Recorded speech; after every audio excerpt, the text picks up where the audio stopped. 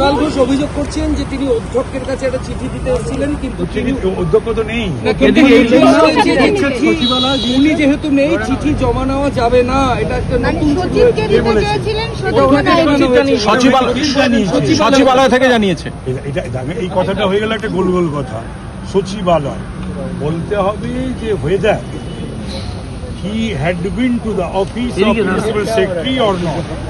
সচিবালয় তো জমা নেয় না, জমা নেয় in absence of speaker. Speaker তো নেই কলকাতায়, আগে আসেন, সুতরাং সেটাই জমা নেবে সেক্রেটারি। প্রিন্সিপাল সেক্রেটারির সঙ্গে নাকি কথা বলেছেন এবং সচিবের কাছে গতকাল একটি চিঠি দিয়েছেন, সচিব সেটা রিসিভ করেছেন, আমি নিতে পারবো না, বলছেন নিতে পারবে না।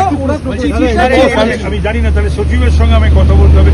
হয়তো এটা হতে পারে সাইনের ব্যাপারে যে সমস্ত জাল সাইন হয়েছিল, তদন্ত চলছে, ওই সেক্রেটারি তো কেস করেছে হেয়ারস্ট্রিট থানায়, মানে এফআইআর করেছে, তবে সেটার উপর একটা সিআইডির তদন্ত চলছে ইত্যাদি প্রভৃতির ব্যাপার নিয়ে জুডিশিয়াল অফিসার। বলছেন যে প্রিন্সিপাল সেক্রেটারির সঙ্গে বদলি করা হয়ে গেছে একদিনের মধ্যে। গতকাল তারা চিঠি জমা দিয়েছেন, আজকে সচিব জানিয়েছেন তিনি বদলি হয়ে গেছেন, তিনি আর কাল থেকে বসবেন না এমন জানিয়েছেন। সেটা আমি বলতে পারবো না, স্পিকার এলে পরে সেটা বলতে পারবেন এবং আমিও জেনে বলতে পারবো। আমি তো আজকে এসেছিলাম নিজের যেখানে বসি আর কি, আপাতত সেখানে বসলাম, কেউই তো নেই। আরো যেটা দাবি করছেন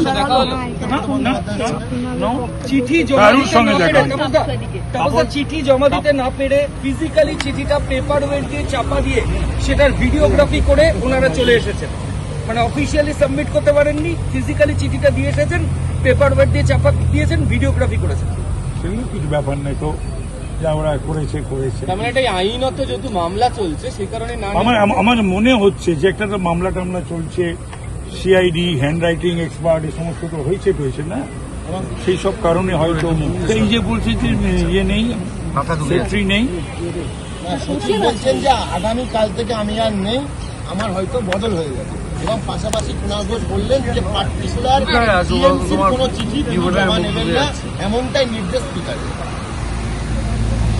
স্পিকার কোনো নির্দেশ দিয়ে থাকলে সেটা নিয়ে কোনো আলোচনা করা যায় না, অন্তত আমি করবো। মমতা বন্দ্যোপাধ্যায়ের আজকে যে ধর্ণা, সেখানে অধিকাংশ বিধায়করা এলেন, তো ওখানে যদি চলে যায়, এখানে কুণাল এখানে না থেকে যদি ওখানে চলে যায়, একজন বিধায়ক বাড়ে, অন্তত সেই কাজটা কুণাল করুক। পরাজিত কয়েকজন বিধায়ক আছেন, সাংসদ দেখাবেন না মমতা বন্দ্যোপাধ্যায় ধর্ণায়, কি অবস্থা, হ্যাঁ সত্যি দুর্ভাগ্যজনক, দুঃখজনক। সেই জন্যই ক্ষমতায় থাকলে না দম্ভ দেখাতে নেই, অহংকার দেখাতে নেই। মমতা ব্যানার্জির অহংকারটা এবার আকাশ ছোঁয়া হয়ে গেছিল, আর দম্ভটা সেটারই পেমেন্ট উনি দিচ্ছে।